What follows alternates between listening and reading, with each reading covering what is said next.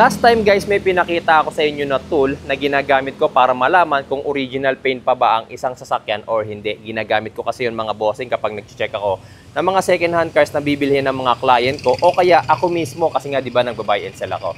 So anong tool yon? Ito mga bossing. Ito mga boss, kung mapapansin niyo meron siyang indicators dito sa gilid. Kapag blue, is masyado nang manipis yung kanyang pintura. Pag green, yan pa daw yung original paint. Pag yellow, may konting masilya na. At kapag yung red, yan yung pinakamatindi, sobrang kapal na nung kanyang masilya. Ang isang to is magnetic type, idinidikit to sa mismong body at tapos hihilahin mo yung tester. Kung saan siya mahuhugot, dapat sa green part pa daw, kagaya nun. Ayun. Ngayon, meron akong bagong tester, kung ito magnetic type. Ito naman is digital type. Ayan. Sa magtatanong nga pala kung saan nabibili itong aking mga tester, ilalagay ko yung product link sa video description and sa pin comments.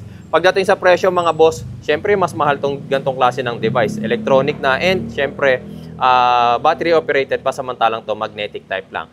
Yung presyo nila mga bossing, mas mahal to ng times 3 kumpara rito. Ito mga nasa 100 plus.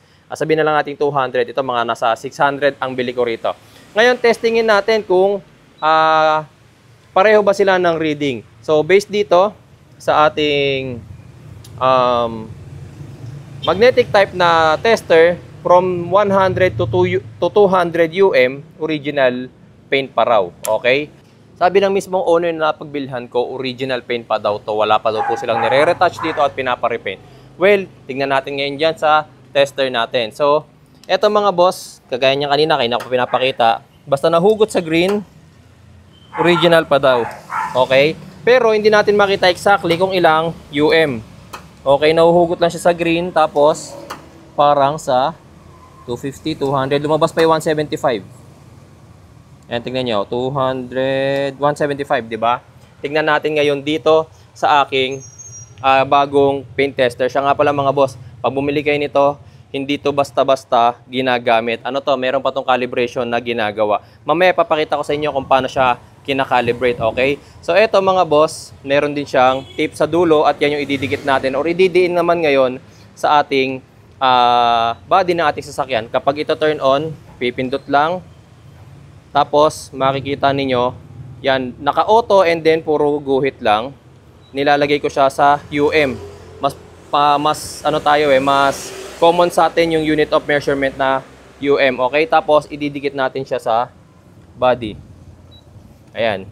Sabi dito, 148 UM siya. So, dito, below 175, pero within range pa rin naman. Hindi kasi natin, ito yun yung disadvantage guys, hindi natin masabi kung ilan yung eksaktong measurement dito. Lumabas pa yung 150 eh.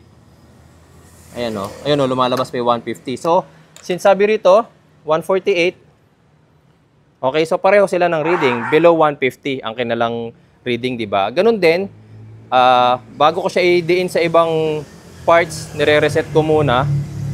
Tapos, para mag-zero ulit. Tapos, try natin sa iba. 145 naman. Okay. Try natin hindi i-reset. Dito na lang tayo tumingin sa auto. Dito naman is 153. Okay. Sa fender. Sa fender na madalas tamaan. Tingnan natin ang fender. 137. Sa hood. Try natin ang hood. 159. Dito na sa kabila. Baka dito sa kabila may bangga tong Hilux na nabili ko. Hindi lang sinabi sa akin ng owner. 150. Okay. So, nakakailang panel na ako. Dulo, dalawang pinto, fender, hood, yung kabilang fender. Dito tayo sa likod. Try natin tong likod. Baka naman yung likod may bangga eh. Ito dito sa bandang babang part. 138 naman. Ngayon, baka sabihin naman ng iba, boss, paano namin malalaman na accurate yung mga tester mo kung isang sasakyan lang ang pagtitestingan mo? Dito sa Hilux na kita natin na original paint na. So, wala ba ako ibang sasakyan na pwedeng pagtestingan nito? Actually, mayroon mga boss. Sure ako na yung Pajero na yon ilang beses nang na-repaint. So, tingnan natin mga bossing ha. Ito, so unahin na natin yung mismong, ito, yung magnetic type na. Tingnan natin kung ilang UM. Hanap muna tayo. Ito, medyo makapal. Sa dilaw pa lang nakikita niya, bumibitaw na siya. Dilaw, ayan o, bumitaw na siya. So, tingnan natin kung ilan siya rito. Wait, nasa UM na ba? Ayan, UM, then, tester. Nakalagay 370 UM. So medyo makapal na yung masilya sa part na to. Try natin sa hood. Wait lang, ang hirap ng isang kamay nagre-record ay naghahawak ng cellphone.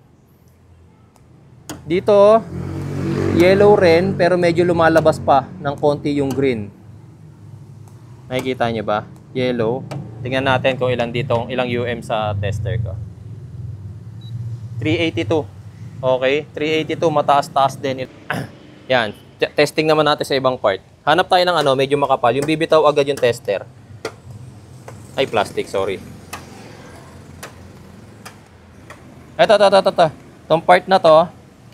Ayan, kung makikita nyo, halos hindi na lumalabas yung red. Sa black pa lang bumibitaw na siya. So, mas makapal ang masilya sa part na to.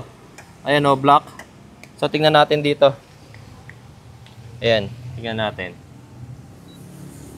786 UM. Imagine guys, ilan ba yung black?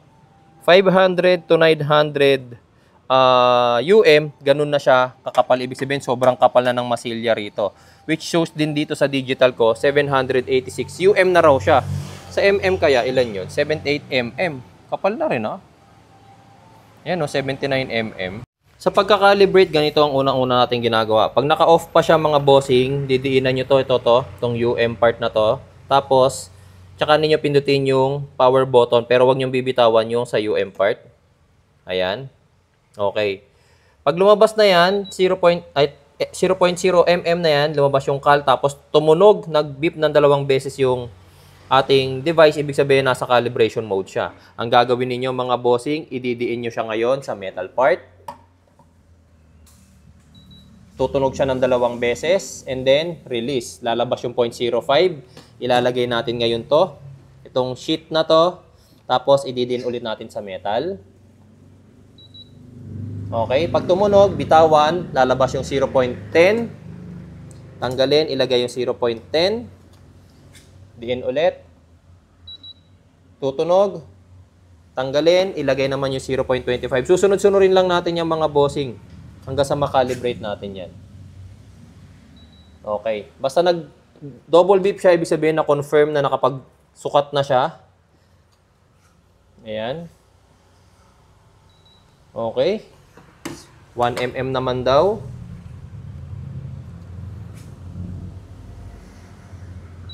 Okay. Then finally, yung 2 mm na yung ating susukatin. Okay. Lastly. Okay. So, end na ng calibration. So, that time mga bossing, pwede na tayong magsukat nitong ating paint ng ating mga sasakyan mga bossing. Okay mga boss, so yung product link nasa video description and pin comments lang. Kayo na bahala kung ano bibili ninyo. Kung itong magnetic type or itong digital.